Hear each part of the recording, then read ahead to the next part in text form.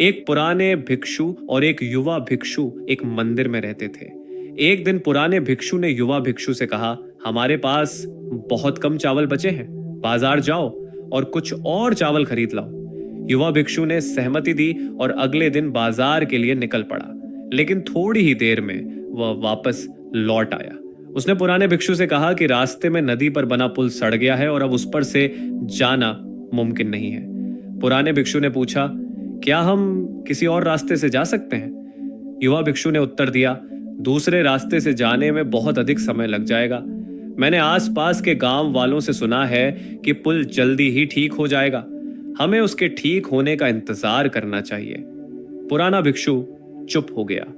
कुछ दिनों बाद पुराने भिक्षु ने फिर से युवा भिक्षु को चावल खरीदने भेजा। कुछ घंटों के बाद युवा भिक्षु एक थैले के साथ वापस लौट आया। पुराने भिक्षु को देखते ही युवा भिक्षु ने तुरंत कहा, गुरुजी, पुल अभी भी ठीक हो रहा है, हमें उनके काम पूरा होने का इंतजार करना चाहिए। मुझे लगता है कि पुल को ठीक होने में ज्यादा समय नहीं लगेगा। पुराने भिक्षु ने चावल के लगभग खाली बर्तन की ओर देखा और गहरी सांस लेते हुए कहा, ठीक है, जैसा तुम कह रहे हो, हम इंतजार करेंगे। पुल के ठीक होने का अनुमानित समय भी बीत गया और उन्होंने बर्तन में रखे सभी चावल खा लिए। पुराने भिक्षु ने कहा, अब जल्दी जाओ, नहीं तो हमें भूखा रहना पड़ेगा। युवा भिक्षु ने अपनी चीजें समेटी और निकल पड़ा, लेकिन इस बार भी वह जल्दी लौट आया।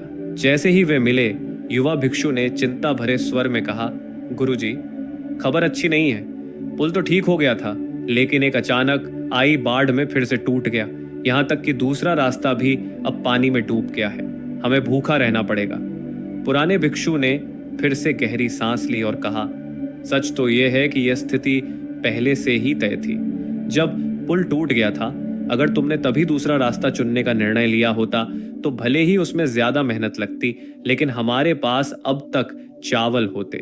लेकिन तुमने खुद को मेहनत से बचाने की सोची और बेहतर स्थिति की उम्मीद की।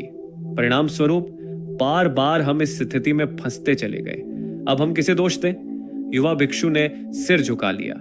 जीवन में हम अक्सर समस्याओं का त्वरित समाधान ढूंढते हैं। हम अपने लक्ष्यों को पाने के लिए मेहनत और संघर्ष से बचना चाहते हैं। हम यहाँ तक सोचते हैं कि किस्मत हमें वहां पहुंचा देगी जहां हम जाना चाहते हैं। लेकिन सच्चाई यह है कि एक सार्थक और संतोषजनक जीवन के लिए कोई शॉर्टकट नहीं होते। जैसे इस कहानी में युवा भिक्षु ने कठिन रास्ते को नजरअंदाज किया, वैसे ही हम भी मुश्किलों और चुनौतियों का सामना कर सकते हैं, जिन्हें टाला जा सकता था अगर हमने लंबा और कठिन रास्ता चुना होता। ये याद रखना जरूरी है कि हम जो भी निर्णय आज लेते हैं वे हमारे भविष्य को आकार देते हैं। तो मैं आपसे पूछता हूं, आप अपने जीवन में किस रास्ते पर चल रहे हैं? क्या आप आसान रास्ता चुन रहे हैं या अपने लक्ष्यों को पाने के लिए आवश्यक मेहनत और बलिदान के लिए तैयार हैं? याद रखें, सच्ची सफलता और खुशी शॉर्टकट्स में नहीं बल्कि यात्रा में मिलती है। आपको एक सार्थक और संतोषजनक जीवन के लिए सही रास्ता चुनने की शक्ति और दृढ़ता मिले, यही मेरी कामना है। और इसी तरह की कहानी और मोटिवेशनल स्टोरीज के लिए हमारे चैनल को सब्सक्राइब करिए। धन्यवाद।